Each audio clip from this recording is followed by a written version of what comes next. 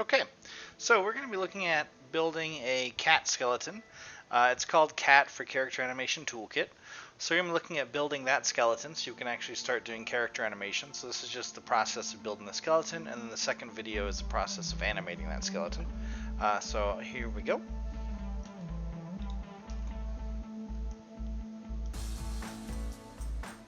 Okay, so in my create menu, I'm going to switch on over to helpers.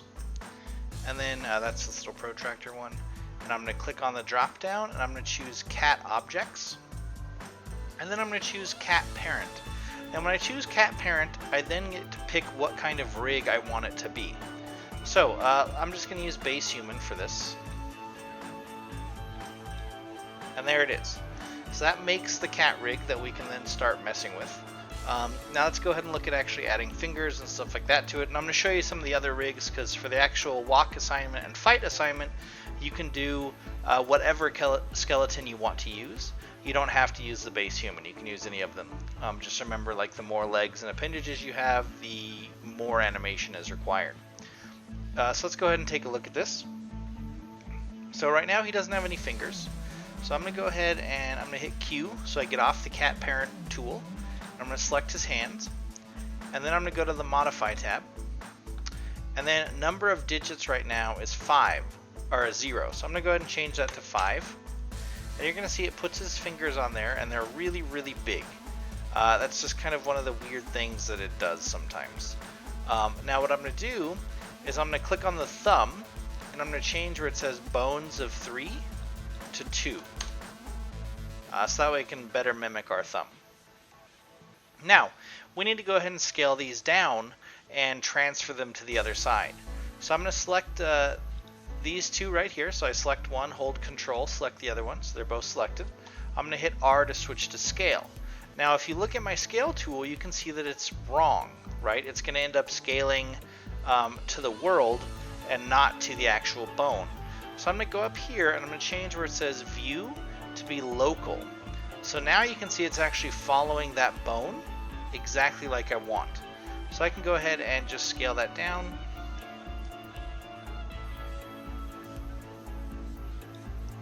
To be more of an appropriate size. And also we can move these. So if I hit W, I can move them wherever I want to. And again, I may want to change this to local so I can better adjust it. So my thumb will still work even if it's way over here. That's kind of the power of these toolkits. Is that the bones don't necessarily have to line up with a realistic skeleton. They can kind of exist in a vacuum. Okay, so there we go. So there's a thumb. So let's go ahead and do all of these fingers. So I'm going to Control click all of them.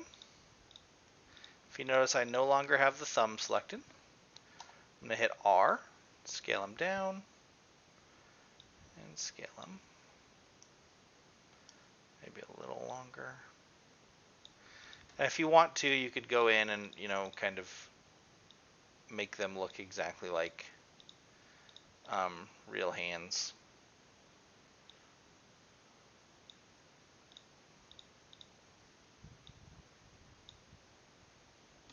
If you wanted. You don't have to. Okay.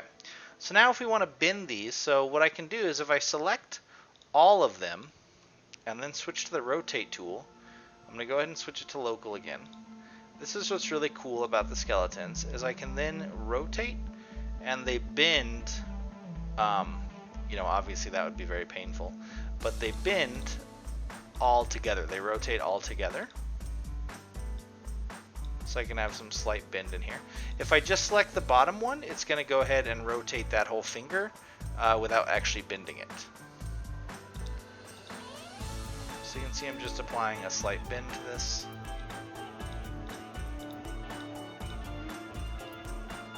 There we go.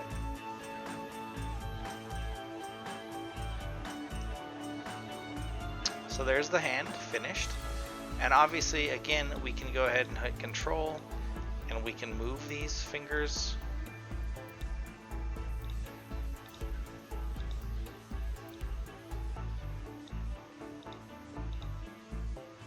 However we want. No matter what, even if I move it all the way over here, it will still follow the palm. See?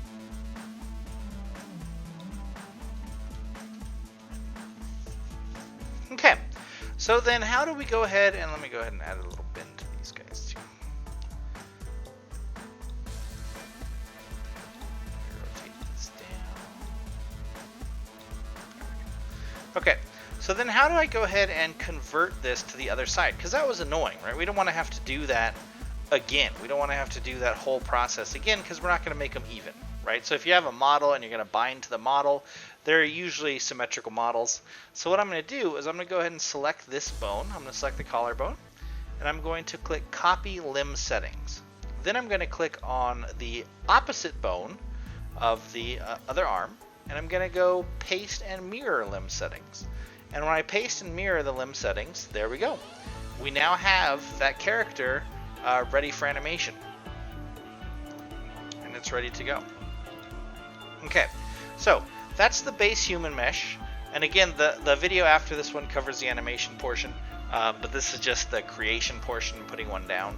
So what I can do is I can go ahead and go back to modify cat parent, and let me just show you a couple of these different ones. So they have like a lizard. So I can put down a lizard. If you want to animate a lizard, you can. If I go crab,